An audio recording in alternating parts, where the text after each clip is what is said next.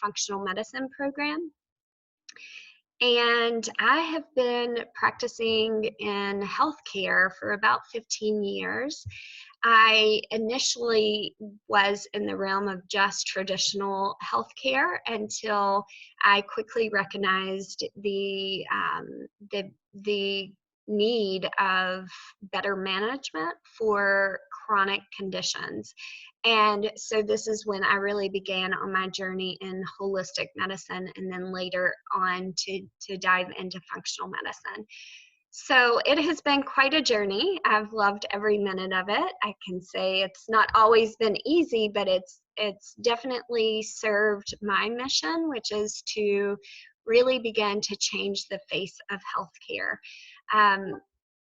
So if you, again, have any questions during the presentation, just go ahead and drop that into the chat, or you can save your question until the end. So let's go ahead and we'll dive in. What is Candida? So our bodies host a variety of organisms, including bacteria and fungus. Candida is a specific species of yeast, and it's normally found in a small amount in our mouth, our digestive tract, on our skin. It's very normal to be on or in our body. So it's not a problem when it's in a small amount, but when it starts to take over is when we start to get in trouble. So in the right environment, yeast can multiply and grow out of control and lead to Candida overgrowth. According to the Center for Disease Control and Prevention, there are roughly 20 species of Candida yeast that can cause infections in humans. The most common is Candida albicans, and but we will we're going to talk about the 3 most common just briefly. So Candida albicans is the species common for about 50% of the cases of Candida overgrowth. It's an opportunistic, and it occurs naturally in our microbiome and in nature, but it will seize the opportunity for overgrowth and wreak havoc on the various parts of the body. So the environment in which Candida albicans thrive include a compromised immune system, low counts, when we have low counts of beneficial bacteria, either due to over antibiotic use, high stress levels, excessive sugar intake, or hormone imbalances. Untreated, I'm going to mute. When it goes untreated, Candida overgrowth can lead to systemic infections via the bloodstream, creating an environment for numerous disease processes to occur. So what are the common symptoms that people see with this particular strain? It's usually fatigue, bloating, gas, anxiety, depression are common, vaginitis, itchy skin, impaired memory, poor concentration, foggy brain.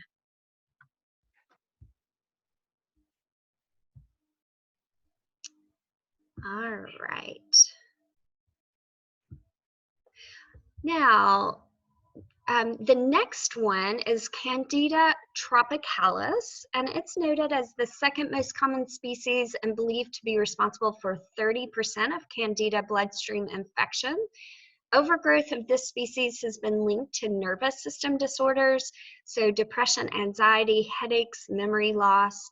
Individuals most susceptible to overgrowth include people with diabetes, type 2 diabetes, leukemias, lymphomas. This type of overgrowth usually occurs in our GI tract and on the skin. So the common side effects of this overgrowth are diarrhea, excessive gas, stomach cramps, skin irritations, so relentless itching, eczema, hives. And this particular species is becoming more resistant to antifungal drugs, making it difficult to treat. Candida Parapsilosis, I always struggle with that one. That is not the right way to say it, but you get the point. It is 30% of Candida infections. It's going to include your nail and tissue infections, fungal bloodstream infections. These symptoms this one usually occurs in immunocompromised people. And the symptoms are going to be like severe flu-like symptoms, chronic fatigue, systemic infections. Now, what causes Candida overgrowth? And yes, drinking too much beer will definitely do it. Eating a high sugar content diet. Some other common factors include, taking antibiotics. Of course, most of us know this. It wipes out. Antibiotics typically are broad spectrum, and they're going to wipe out the good, the bad, and that is going to give the yeast the opportunity to take over the gut.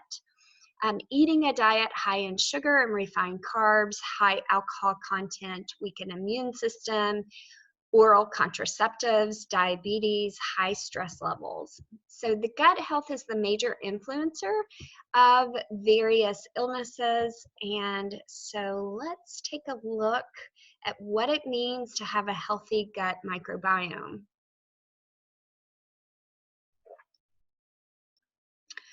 Around 100 trillion good bacteria live in our bodies. That's a lot, 100 trillion, most of which can be found in the gut. So in fact, our gut is swarming with all sorts of microbes and various bacteria. A healthy gut has a balance of good and bad bacteria. So the good guys are beneficial. They're going to help to enhance our health, like probiotics that most of us have heard of. But it should be noted that the healthy balance is considered to be 85% good to 15% bad. So that can be both bad bacteria and yeast. The beneficial bacteria is needed to help the body break down food to absorb nutrients. Though when our gut is out of balance, the bad bacteria from various sources, from food, environmental toxins, stress, they can begin to take advantage and they multiply quickly, causing harm. So some common, just generalized symptoms of Candida. How would you know if you had it or not? These are some common symptoms that you may be experiencing. It would be persistent, intense sugar cravings because they're hungry. They want you to feed. You have to feed the yeast. So cravings for processed carbs, breads, pastas, pastries, brain fog, anxiety, depression, mood swings, irritability, vaginal yeast infections. So frequent vaginal yeast infections, poor focus, concentration, developing intolerances to new foods. A telltale sign is a white coat on your tongue, and digestive issues. So you can have gas, belching, bloating. Skin issues are often common. So eczema, psoriasis, acne, itchy ears. That's always a weird symptom that often stumps, traditional doctors, is that your ears tend to itch. Low libido, unexplained fatigue, exhaustion, skin and nail fungus, canker sores, and flu-like symptoms. So worsening symptoms will happen in cold and damp or humid environments. So two conditions that encourage Candida to spread and grow and can aggravate your symptoms. So just some common conditions that are associated with Candida. Oral thrush may be one, especially when you have an antibiotic. Tiredness, fatigue, recurring genital or urinary tract infections, digestive issues, sinus infections, skin and nail fungus, as I just mentioned. These will be like a frequent issue that you're dealing with on a regular basis. So maybe you've even gone to the doctor about it, but oftentimes doctors will just treat the symptom that's presented. They're, you know, and they still kind of ignore this gut microbiome imbalance that can occur and underlying systemic gut infections. So some common illnesses that are related to Candida that research has found are leaky gut syndrome, ulcerative colitis, Crohn's disease. Those fall under your category of autoimmunity with IBD, irritable bowel disease, eczema, autism, fibromyalgia, and even cancer. There's actually a really high correlation between Candida and cancer, which we're going to dive into.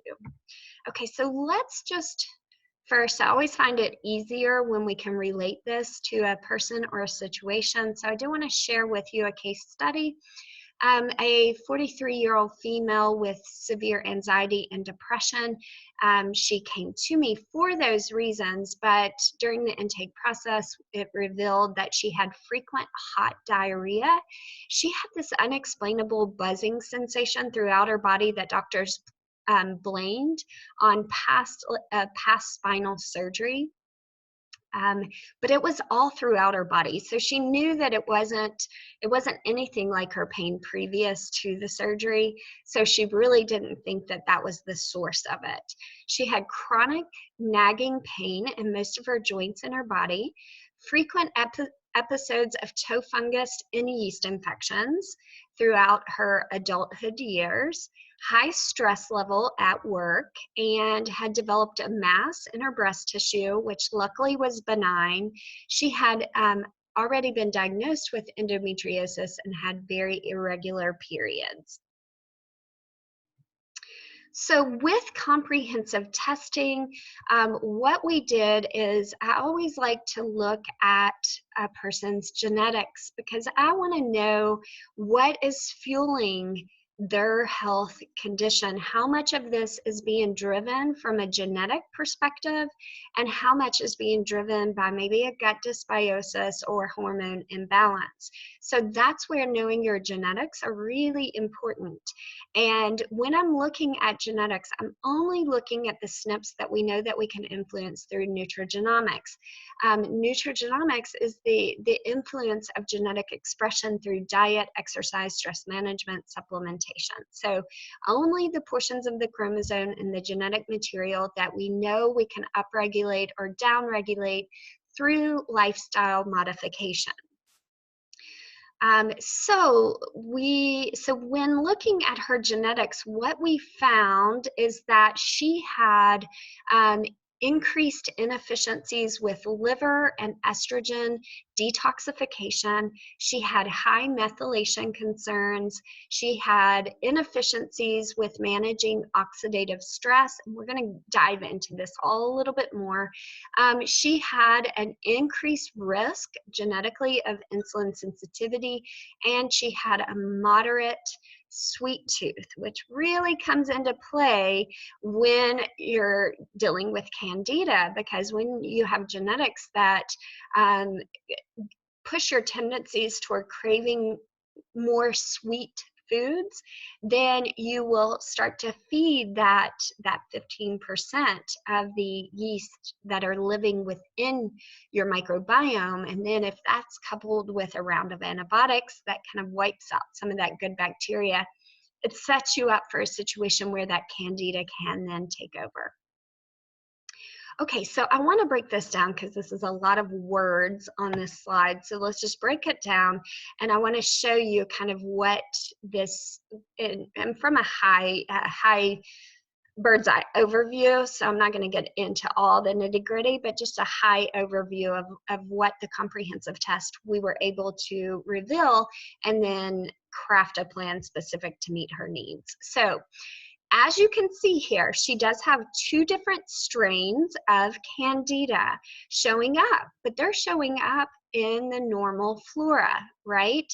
Because whenever they looked at the stool, so this is a comprehensive stool analysis taken over a 2-day time frame, she only had 1+ showing up.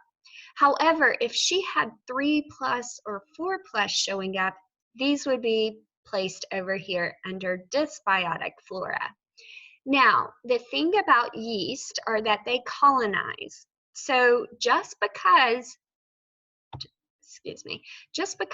she only has 1+ showing up here doesn't mean she doesn't have a lot in other places of her gut, okay? I do a 2-day stool collection, so I can try to see more of the portion of the stool and of the large intestine, since it's so large. But because it colonizes it, I don't ever want to see anything showing up, even if it only shows up as a 1+ concentration.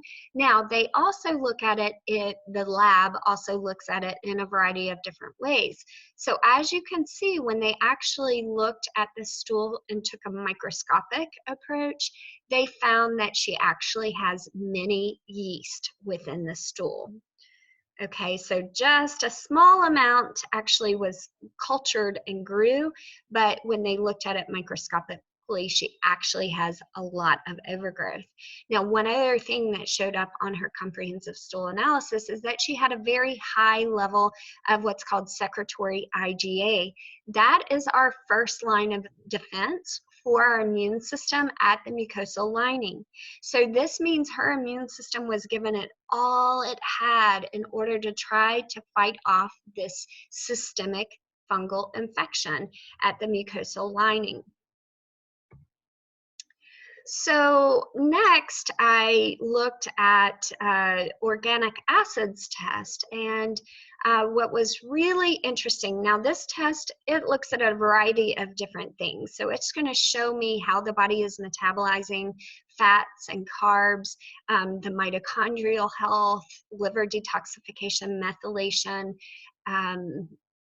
you know, all sorts of things can be found through this with this test. But what was really interesting in her case is that she was having a lot of neurotransmitter issues. Okay, what are neurotransmitters? That's where you're gonna have your serotonin for mood stabilization, your dopamine, your norepinephrine and epinephrine in response to stress. Okay, so let's break this down just a little. As you can see here, this is a marker for norepinephrine and epinephrine. And so this tells me she is under a lot of stress, and so she's just constantly activating that sympathetic nervous system and that HPA axis, hypothalamus, pituitary, adrenal, due to the high stress that she's encountering at work. This is a marker for dopamine. It doesn't look terrible. I like for these to fall kind of more in this middle range. But this third one is a marker for tryptophan. Tryptophan is the building block for serotonin. So it's starting to creep up into that abnormal range, meaning just because this marker is high, that actually means that she has a deficiency in tryptophan. So tryptophan is a building block. And I often talk about this in lots of my videos and things to that nature. When you have a gut dysbiosis, the bad bacteria or the yeast, they like to eat the building blocks of neurotransmitters and hormones. So, you know, tryptophan it gets converted into serotonin. 90% of that conversion occurs in the gut. Only 10% actually occurs in the brain. And what this shows me is that unfortunately, her conversion of tryptophan is going down the highly inflammatory pathway, and it's creating quinolinic acid within the brain. Now, what this is that tryptophan, it can go one of two directions. So it can go, it gets converted, if it goes this direction, it's going to be converted into serotonin, but if it goes down this direction, it's going to be converted into quinolinic acid, highly inflammatory, which is going to and create brain fog, anxiety, depression, all these symptoms, these neurological symptoms that she was reporting, poor concentration, the brain fog. Now, what drives this process? You have two enzymes that will, you want it going towards serotonin for mood stabilization, and improved happiness, different things to that nature. But unfortunately, gut dysbiosis, bacterial infections, yeast infections, high inflammation, and stress will drive that tryptophan conversion toward quinolinic acid. And that's exactly what's going on here. Now, down here, we see her oxidative stress markers. And again, when you go back to the genetics that I spoke about, she had inefficiencies with managing oxidative stress within the body. What is oxidative stress? Oxidative stress is the production of free radicals. Free radicals can actually cause damage to the DNA at the cellular level. And so we need a highly functioning liver detoxification pathway to quench oxidative stress, so to get this out of the body. But here you can see she has a lot of oxidative stress, and it's actually beginning to cause some damage at the cellular level to the DNA itself. So what does that mean exactly? Like, when you have DNA damage, you're now going to start to get cellular genetic mutations. And this is where those cancer cells will begin to appear, those genetically mutated cells. Okay, so I just love this graph, okay, because it really shows how food and stress and sleep deprivation and the things that we're eating and doing, and how that can not just impact our inflammatory cascades, but then also how it's going to then come directly over here and impact our hormone levels.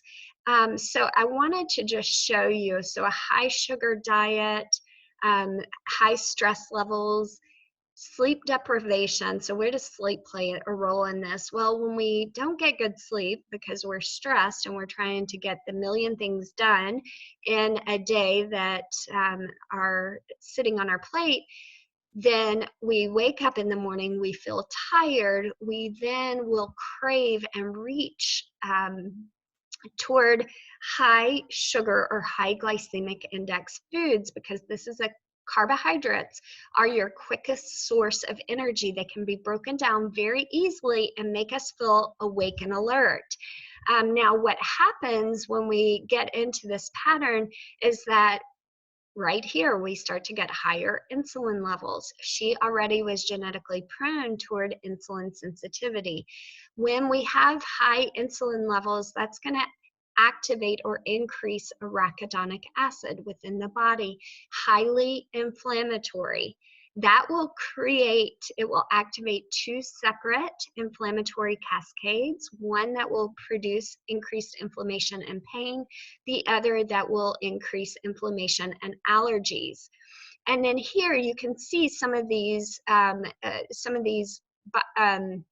metabolites of this inflammatory cascade are going to then come over and influence this aromatase enzyme that is responsible for converting our androgens into estrogen, and we will often see an estrogen dominant situation.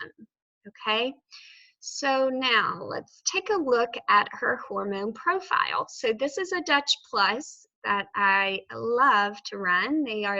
It's the best hormone test that's on the market for a few reasons. And so as you can see here, her testosterone is very low. That's the aromatase enzyme that I was just speaking of.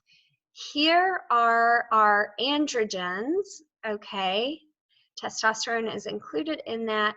You can see here she had ample amount of androgens, but all of her testosterone Everything's getting pushed so quickly to estrogen and creating this estrogen dominant situation. Thus the irregularity, the heavy menstrual cycles. Now, excuse me, the reason that the Dutch Plus is so amazing is that it actually is going to show us the metabolism of estrogen. This is one of the most important pieces for both men and women. I see this. I have seen men in very similar situations that have become estrogen dominant and are going down the path setting themselves up for breast cancer. So we've now seen a significant rise of breast cancer, not only in women, but also men. It's 1 out of every 8 women currently, 1 out of every 20 men. So significant rise in estrogen dominant cancers or other estrogen dominant diseases. In her case, she had endometriosis and the mass that was benign. So let's talk about estrogen metabolism, liver detox phase 1 and liver detox phase 2. And so the way that I like to describe our estrogen metabolism is if you can visualize a shower. So phase 1 is the water coming out of the nozzle, and phase 2 is the drain. And the water is highly reactive metabolites that will cause cellular damage if phase 2 is not working efficiently or phase 1 is working way too quickly. And as you can see here, because of this aromatase pushing all these androgens toward this estrogen dominant situation, she does have, now I did test her genetics for estrogen metabolism, and this CYP1B1 enzyme, it acts very quickly for her genetically. So the fact that she's already in an estrogen dominant situation and this enzyme works in overdrive most of the time, it is pushing her into a very high risk for estrogen dominant diseases, okay? And so what happens with this 4-hydroxyestrogen is that it produces quinone production. This, as you can see, is going to come right in and cause damage at the DNA level, creating those genetic mutations if you don't have enough glutathione, which is your superoxide. It's throughout the body in a lot of different organs, but specifically in the liver, we want a lot residing there. So when this does happen, it just comes in and it quenches this quinone and it breaks it up and it sends it back into, sorry, I'm getting ahead of myself, and it sends it back into this system. Okay, this CYP1A1 is actually, this green pathway is actually the healthy pathway. So she's doing a good job coming down that pathway, and her liver detox phase 2, thank heavens, is, man, it's working really, really hard, but it's working very efficiently. So that is good. But this is exactly why where the endometriosis, where the mass was coming from, because with testing, with the glutathione testing, and also the Dutch Plus has some organic acids that they test for, and she had genetic deficiencies in glutathione, natural glutathione production within her body. She was deficient in glutathione, and she had high levels of oxidative stress that was indicative of the DNA damage that had already occurred. So, you know, speaking of this link of cancer and Candida, thank heavens with this client, we were actually able to get her calmed down before this truly became a problem.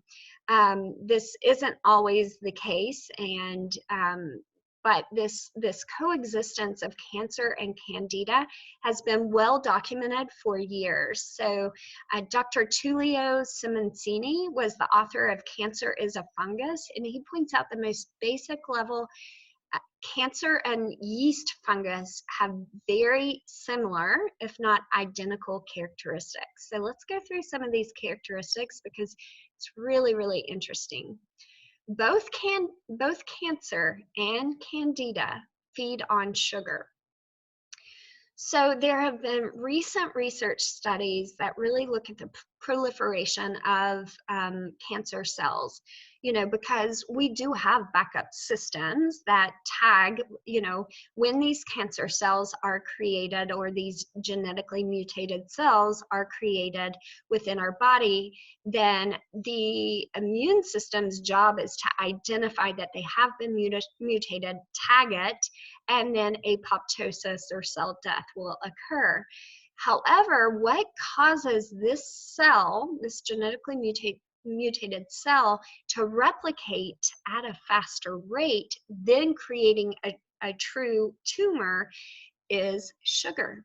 So that is the number one thing that will fuel the mitosis of cancer cells. Same for candida. They both are going to feed off of sugar. They both grow and reproduce in an anabolic or a low oxygen environment. They both need an acidic environment to survive. When you probe cancer cells within the human body, they appear white in color and uneven in texture, which is just like candida. So candida and sugar, we've talked about this quite a bit, but let's just touch on it just briefly. Candida albicans in particular, it has a high affinity for sugar. So it's really going to increase your cravings for sugar. And then that is going to create more candida overgrowth, and that's going to lead to a higher risk of leaky gut. Leaky gut has been identified as a common driver behind a lot of different autoimmune conditions. So what foods are we going to eat more of? And this is something, with my clients and with people that I talk to, so often I feel like we have two extremes, right? We have traditional doctors that say, oh, it doesn't matter what you eat, it's not going to influence your health, or they're not giving any type of nutritional advice. And which can be really detrimental to people. And then you have the other extreme of, some holistic providers and functional medicine doctors that will almost scare clients to death about eating certain foods, and they put them on this very rigid and very restrictive meal plan. And unfortunately, it will create this emotional response around eating. It's stressful because you can't eat anything. So rather than, that is not the approach that I take with my clients. Rather than, what I like to do is, let's keep this simple. Okay, yes, there are things that we do need to eliminate and to reduce, but let's focus on the things that we can eat and trying to eat as much variety of foods that are grown from the earth, good quality fish. So you want wild caught, smaller fish that have lower heavy metal mercury content in them. Eating clean beef and chicken. It is very important. If you are eating on a budget, this is where you want to spend your money on investing in organic grass-fed. It's important. If you're not and you're eating meat, just your regular chicken or your regular ground beef or whatever it is that you're eating, then those animals have been fed genetically modified corn. They've also been given antibiotics. They've been pushed full of steroids. And so when you consume that food, it is going to have an impact on your overall gut health as well. So eating these clean healthy meats. So if your budget doesn't allow for that, then you need to find other plant-based protein sources and eat less meat and more of that plant-based protein. So really focusing, I love for my clients to eat a diet high in cruciferous vegetables. Those are your broccolis, cauliflower, kale is great, spinach, zucchini, all the good stuff, avocados, olives, different things to that nature. Now, can you eat, fruit?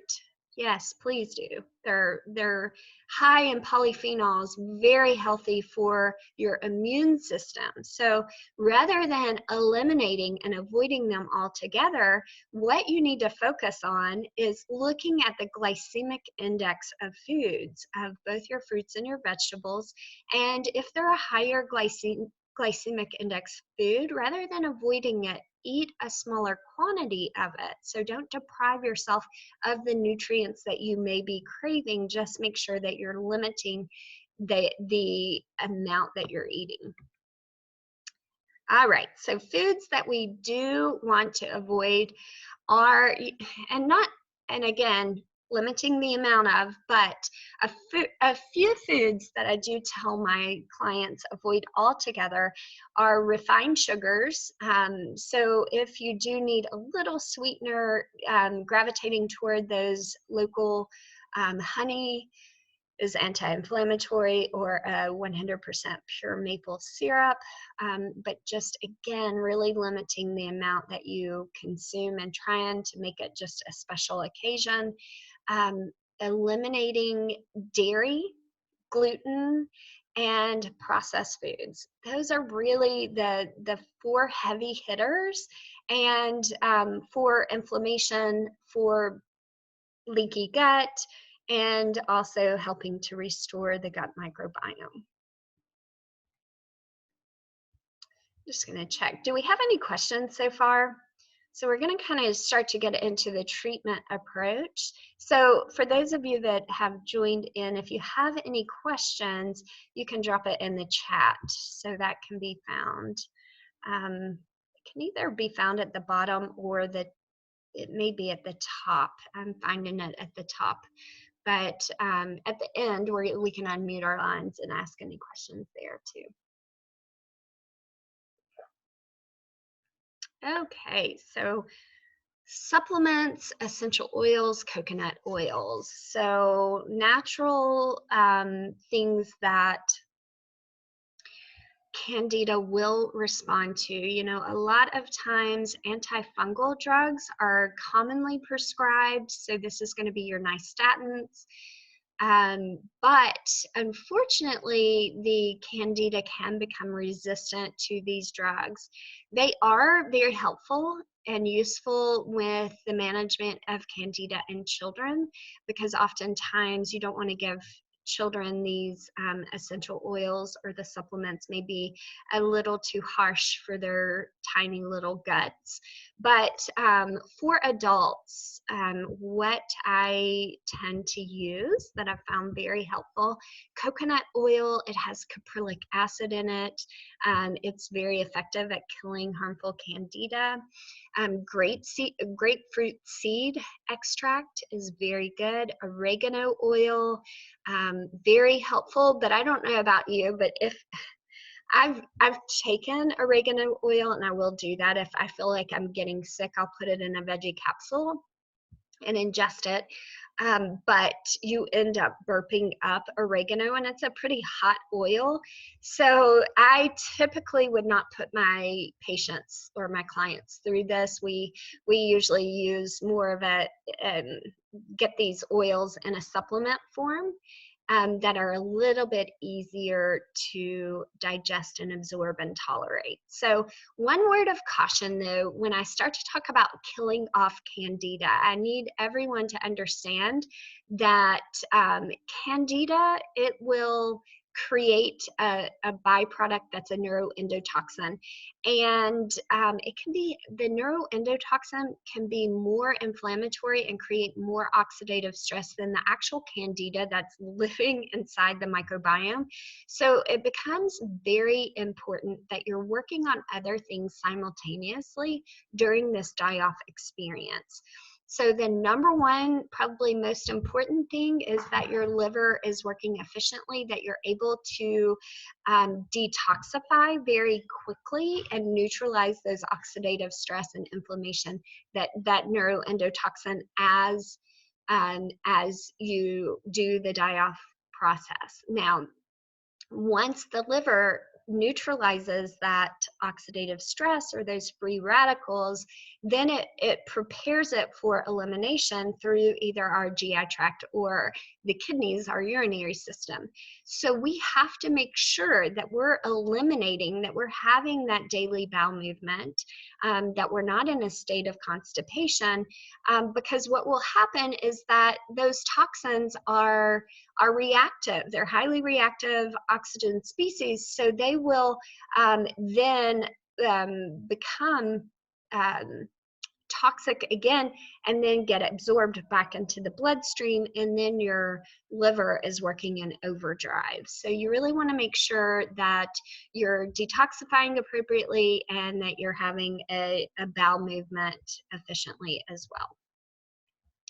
So a few supplements that I also use to aid with liver detoxification are NAC or N-acetylcysteine and or glutathione. So a glutathione support, the one that I use is called S-acetylglutathione, and I usually put my clients on a round of that just to quench, just to make sure that the liver's being supported efficiently while we're waiting for the labs to come back to see if they have enough glutathione within their body. Another good one is vitamin C. So it's going to help to, one, support the immune system, but to quench the oxidative stress. Okay, so let's talk probiotics. This is always a hot topic. When you're looking for a probiotic, you want to look for either, you want to look for a probiotic ideally that would have both lactobacillus and bifidobacteria in it. These are the most two popular or two, what's the word that I'm looking for? Two most popular good bacteria that are in the gut, but also two of the most highly researched bacteria in the gut. Now, when you're talking about when you're looking for good probiotic, what do you want? You want something that's high quality. You want to make sure that it has the ability to withstand high acidity levels as it goes through the stomach, through the upper GI tract, that it can actually make it to the large intestines. And then once it's there, if you have Candida overgrowth, again, Candida likes a lower pH level in the gut, and so you're going to want that. So you're going to want to make sure that that probiotic can actually stick to the gut lining in an acidic environment to start to repopulate. Prebiotics are actually really, really important as well. Arbanose is one that's been highly researched that is really good at feeding bifidobacteria. And so because we have 100 trillion bacteria within our body, you're going to have some. Even if you've had multiple rounds of antibiotics, you're still going to have some lingering, okay? And I always love to give kind of the analogy. If you have one or two weeds in a really healthy lawn, those weeds aren't going to have a huge impact. They're not going to take over that lawn because the grass is so thick and healthy. It's going to help to block that out.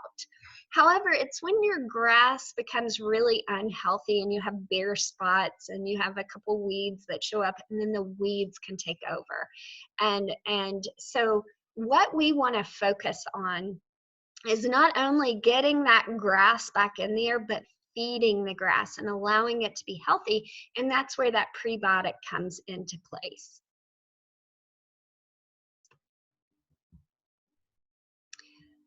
All right, so 5 steps for natural treatment.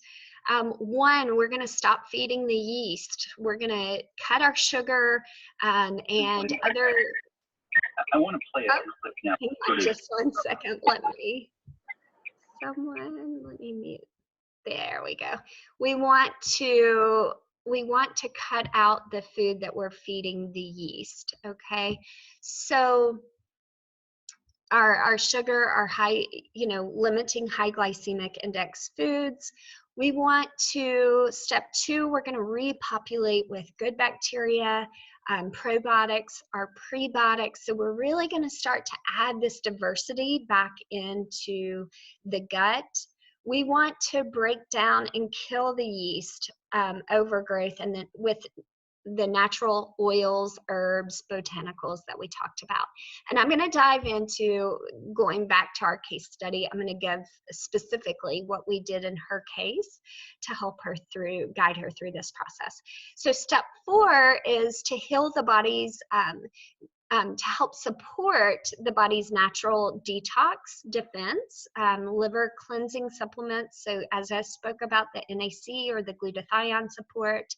And step 5, this is where lifestyle management comes into play. You have to address your stress. You have to address those tendencies that you've been doing, those choices that you've been making that have led to your body not being able to effectively work in the most efficient manner. So making sure that you're getting plenty of sleep, addressing your stress.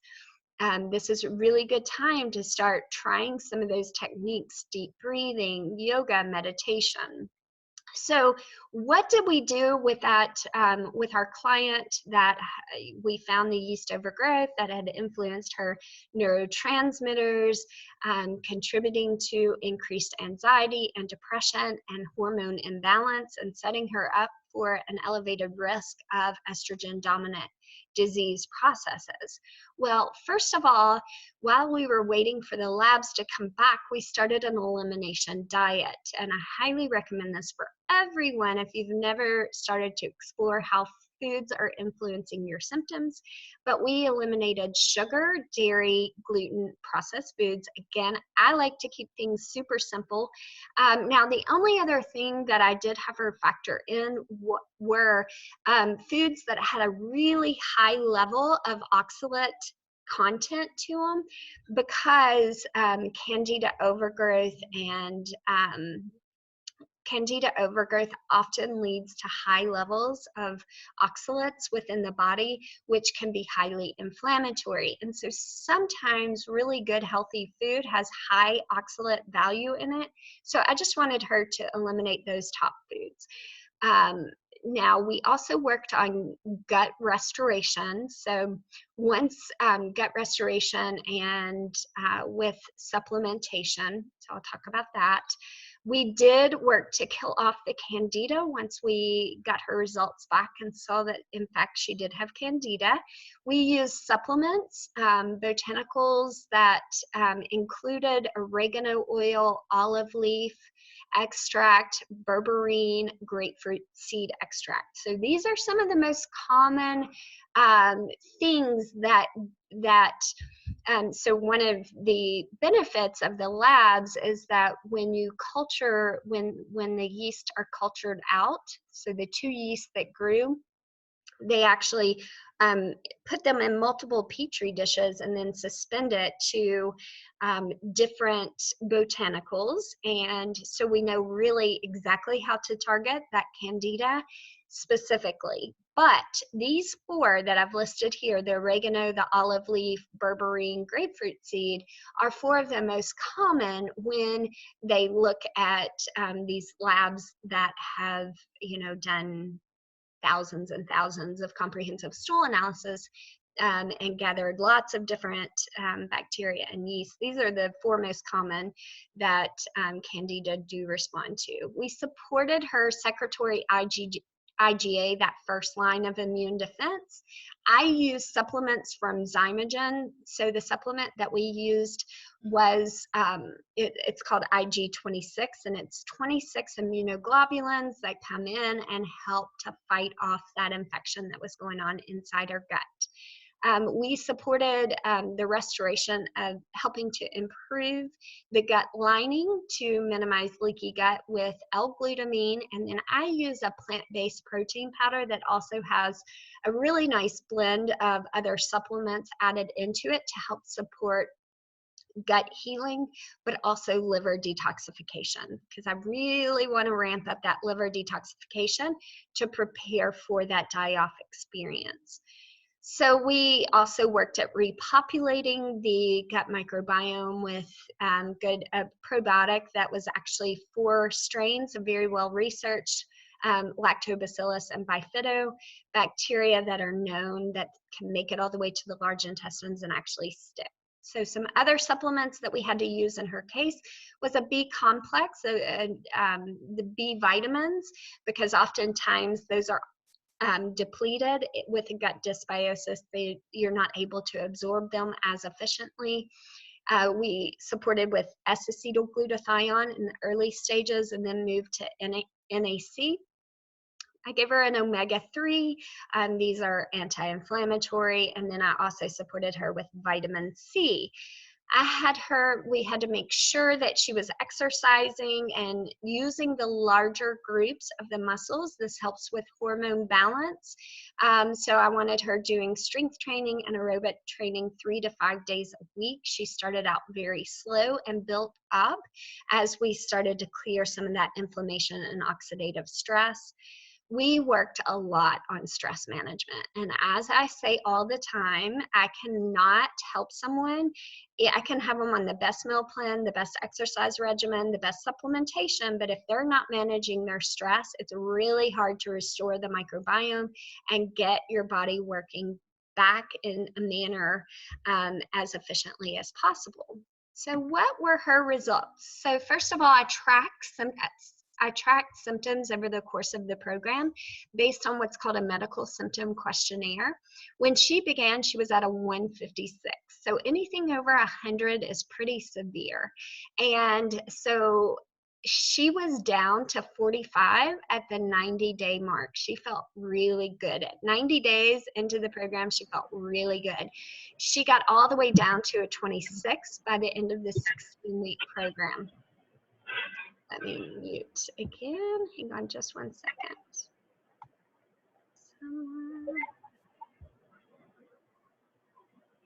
Mute. All right. So, oops. Okay.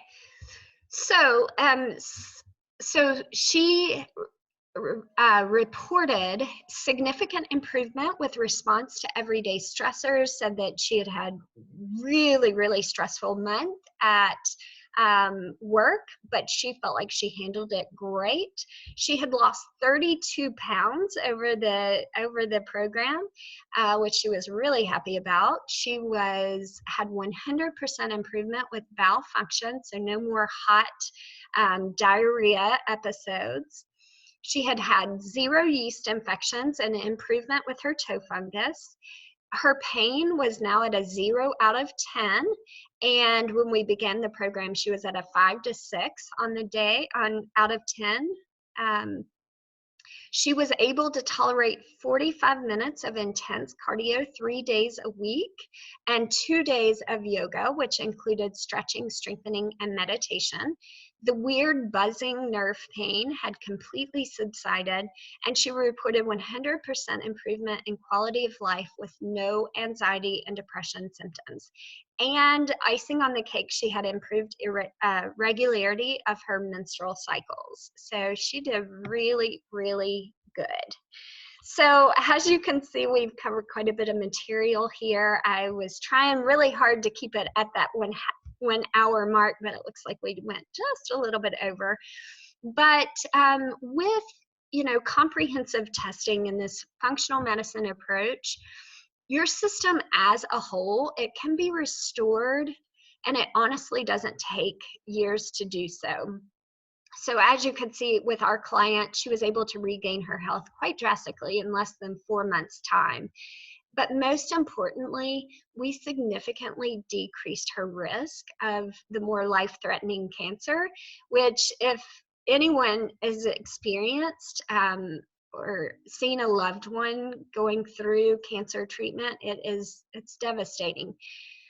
So as I usually say, we only get one body, one life, and our health is our best predictor of quality of life. So if you've been on this health journey, but you're really either tired of trying to figure things out on your own, or you just haven't been getting the results that you're looking for, I'm more than happy. I do free breakthrough calls, and these are essentially orientation sessions where we dive into your specific situation, see if you're a right fit for our program, given your complications that you're dealing with your medical history, and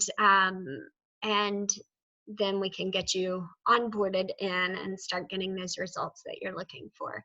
Now, with that being said, the number one question that I do get asked the most often is, does insurance cover your program? And it does not. So it does require you being willing to invest in your health. The labs really are the best on the market.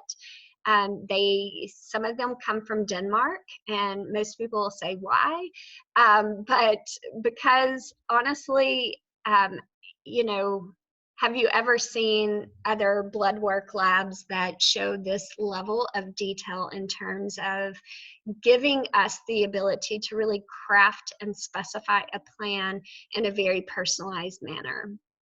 So most of our blood work that we see in our healthcare model is going to show us a black and white, an end product range, and a positive or a negative. And so what we actually do is we come upstream to that end product and we say, where is this process being blocked, or why is it not running efficiently? Let's help support from that level rather than just coming in and trying to boost up this end product. Why is it occurring? So, the other big thing is that, to be quite honest, it's really hard to get these results when working within the confines of our insurance-based model, where the treatment approaches and the time constraints are often insurance-driven protocols. So anyhow, with that being said,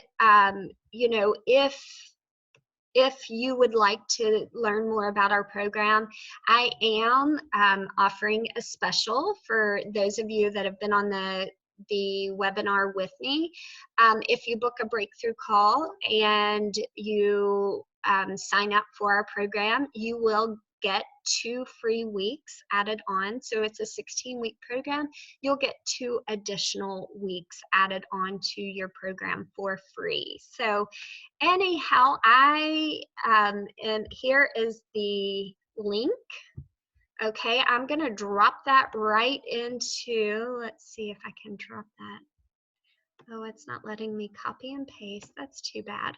Okay, well, take a screenshot of that. If you have your phone with you, you can take a screenshot, and or you can go to my, on Facebook, I have this link in quite a lot of places, or you can reach out to me via my website. But this is how you would book that breakthrough call. Here are some references that we used to create the webinar. Feel free to, again, take a screenshot of that if you would like to dive into this topic a little bit more. You're welcome to do that. So I want to just say thank you so much for those of you that have joined. I'm going to go ahead and